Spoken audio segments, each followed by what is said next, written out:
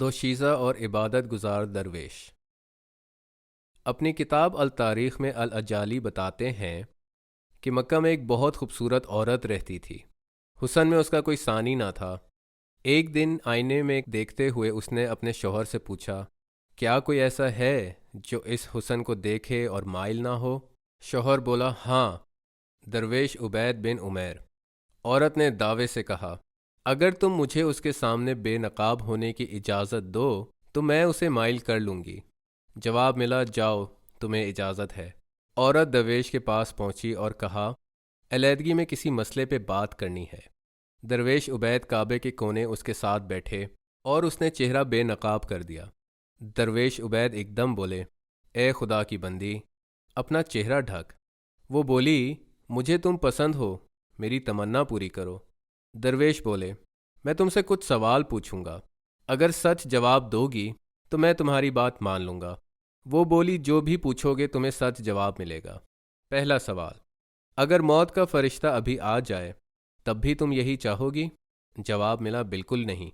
دوسرا سوال، اگر اس وقت تمہیں دفنانے کے بعد سوال پوچھے جائیں تب بھی تم یہی چاہو گی؟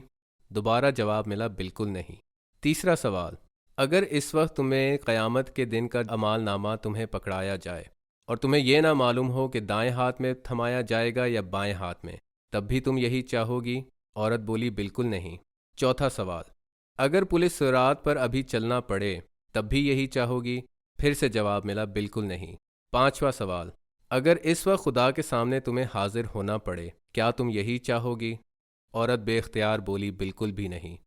پھر درویش بولے، اے اللہ کی بندی، خدا نے تجھے نعمت سے نوازا ہے، اس کی حفاظت کر اور اس کی فرما برداری کرو۔ واتقوا يوما ترجعون فيه إلى الله ثم توفى كل نفس ما كسبت وهم لا يظلمون۔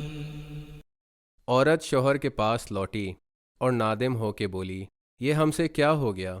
ہم گنہگار ہیں، دوسرے لوگ آخرت کی تیاری میں مصروف ہیں اور ہم آسائشوں میں غافل۔ وہ عورت توبہ تائب ہوئی اور خدا کی فرما بردار زندگی بسر کرنے لگی۔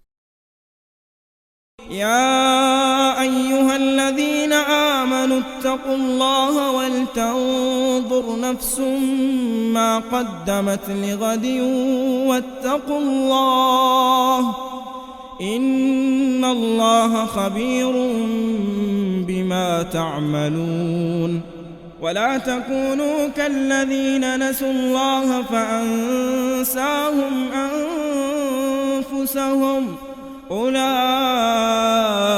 هم الفاسقون لا يستوي أصحاب النار وأصحاب الجنة هم الفائزون لو أنزلنا هذا القرآن على جبل لرأيته خاشعا متصدعا من خشية الله وتلك الأمثال نضربها للناس لعلهم يتفكرون هو الله الذي لا إله إلا هو عالم الغيب والشهادة هو الرحمن الرحيم هو الله الذي لا إله إلا هو الملك القدوس السلام المؤمن المهيمن العزيز الجبار المتكبر سبحان الله عما يشركون هو الله الخالق البارئ المصور له الأسماء الحسنى يسبح له ما في السماوات والأرض وهو العزيز الحكيم۔ فراڈ۔ ایک نوجوان نے ایک ہنسمکھ چست 20 سالہ لڑکی کے لیے رشتہ بھیجا۔ رشتے کے بعد سے لڑکی کے سر میں درد رہنا شروع ہوا اور اسے وہم بھی رہتا۔ ماں کو بے حد پریشانی ہوئی۔ وہ بیٹی کو ڈاکٹروں کے پاس لے کے گئی مگر تمام ایکس رے اور مشاہدات بتاتے تھے کہ سب ٹھیک ہے۔ نتیجتاً وہ بیٹی کو روحانی علاج کے لیے لے گئی۔ وہ کافی سادھوؤں اور عاملوں کے پاس گئے، حتیٰ کہ انہیں ایک دھوکے باز عامل ٹکرا جس نے کہا لڑکی پہ ایک قوی جن کا سایہ ہے، اور اگر قرآن کے ذریعہ علاج کروایا تو جن لڑکی کو جان سے مار دے گا۔ دن بدن سر درد کی شدت بڑھتی گئی۔ جب ماموں لڑکی کے گھر آیا، اس نے قرآن کے ذریعہ علاج پہ اصرار کیا اور یاد دلایا ہم نے اسے حصوں میں تمہارے لیے شفا بنا کے اتارا۔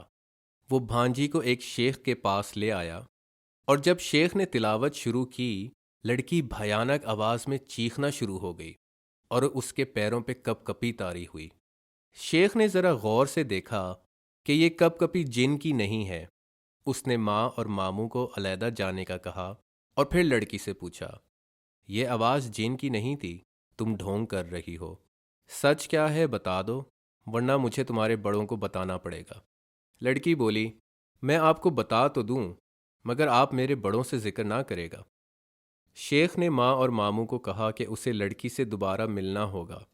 بعد میں لڑکی نے شیخ کو فون پہ ساری تفصیل بتائی کہ جس لڑکے سے اس کا رشتہ پکا ہوا ہے وہ اسے پسند نہیں، لیکن گھر والوں کے دباؤ میں اس نے ہاں کر دی اور اب بیماری کا ڈھونگ کرتی رہتی ہے۔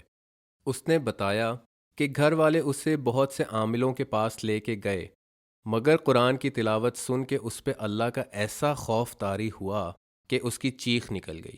مزید پوچھنے پہ لڑکی نے بتایا کہ اسے کوئی اور نوجوان پسند ہے۔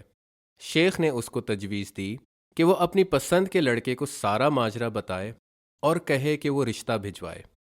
اگلے دن لڑکی نے شیخ کو بتایا کہ دوسرے لڑکے نے رشتے سے پیسے نہ ہونے کی دلیل دے کے انکار کر دیا۔ شیخ نے لڑکی کو سمجھایا کہ اگر پہلے لڑکے کا کردار صاف ہے اور وہ با اخلاق ہے تو اس سے شادی کر لینی چاہیے۔ لڑکی کو شیخ کی بات مناسب لگی۔ اس نے خدا سے گھر والوں کو پریشان کرنے کے لیے معافی مانگی۔ شیخ نے گھر والوں کو ڈھارس دی کہ بیٹی صحت یاب ہو چکی ہے، اور 1 مہینے بعد اس کی شادی ہو گئی۔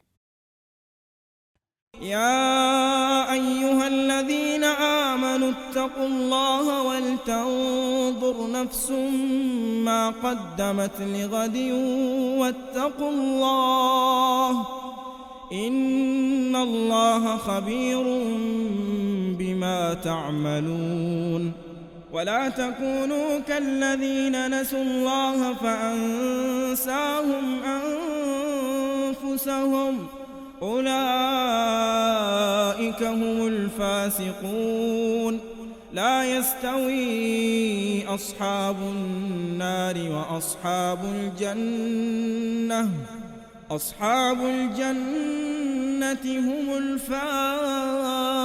الفائزون لو أنزلنا هذا القرآن على جبل لرأيته خاشعا متصدعا من خشية الله وتلك الأمثال نضربها للناس لعلهم يتفكرون هو الله الذي لا إله إلا هو عالم الغيب والشهادة هو الرحمن الرحيم هو الله الذي لا إله إلا هو الملك القدوس السلام المؤمن المهيمن العزيز الجبار المتكبر سبحان الله عما يشركون هو الله الخالق البارئ المصور له الأسماء الحسنى يسبح له ما في السماوات والأرض وهو العزيز الحكيم